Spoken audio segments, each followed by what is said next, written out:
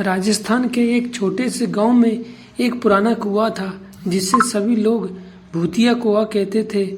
ये कुआं गांव के एक किनारे पर था और गांव वाले रात के समय इसके पास जाने से डरते थे।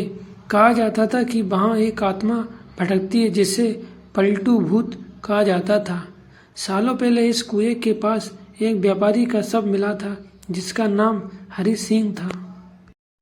उसकी गर्दन अजीब तरीके से मुड़ी हुई थी, जैसे किसी ने उसे बलपूर्वक घुमा दिया हो। लोगों का मानना था कि हरि सिंह की आत्मा अब भी वहां भटक रही है और जो भी रात में उसके पास जाता है वह उसका शिकार बन जाता है।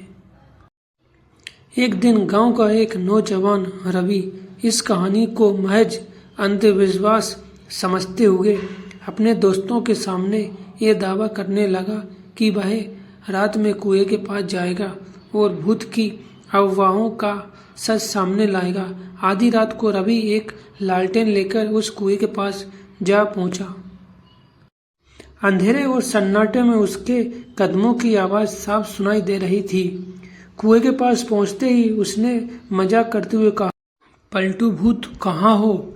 अगर हो तो सामने आओ। कुछ क्षणों तक तो कुछ नहीं हुआ, लेकिन फिर अचानक हवा भारी होने लगी, लालटेन की लो तेजी से झपकने लगी और रवि के दिल में एक अजीब सा डर घर करने लगा। तभी उसे अपने पीछे किसी के पैरों की आहट सुनाई दी, जैसे कोई उसके पीछे पीछे चल रहा हो। डरते हुए उसने पीछे मुड़कर देखा। उसके सामने एक धुंधला सा काला साया खड़ा था जिसकी गर्दन मुड़ी हुई थी और चेहरे बुरी तरह विकृत। उसकी आंखें खाली और गहरी थी और होठों पर एक डरावनी मुस्कान थी। रवि के पैर जैसे जड़ हो गए और तभी उस साये ने एक धीमी खौफनाक आवाज में कहा, क्यों बुलाया मुझे? अब लौटने का रास्ता नहीं है। रवि चिल्लाया और अंधेरे में भागने लगा, लेकिन वो पैरों की आहट अब भी उसके पीछे आ रही थी। गांव तब पहुंचते पहुंचते वो बेहोश होकर गिर पड़ा।